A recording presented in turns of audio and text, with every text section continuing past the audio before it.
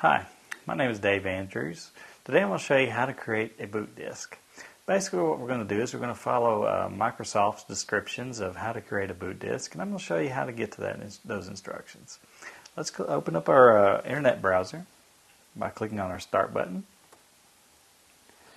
Let's open our web browser. And we're going to go to Microsoft.com. Now, once you reach Microsoft.com, just do a search on their website for boot disk.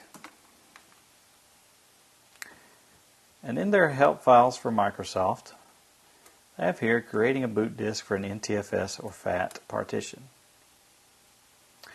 Now, this article will give you explicit instructions as to how to create a boot disk. It'll actually be a floppy disk that they're having you create.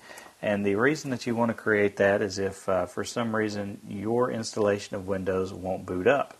And I have a few descriptions here as to why that Windows won't boot up. Now, there's a couple of different instructions they provide here. Their first method is if you do not have access to a Windows-based computer.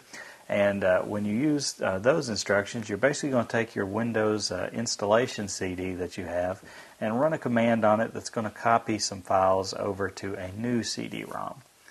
The second description that they have is if you do have access to a Windows-based computer, and that basically you will pop a disk into that other computer, copy a few files from the second computer that will be used on the first computer to get it to boot back up.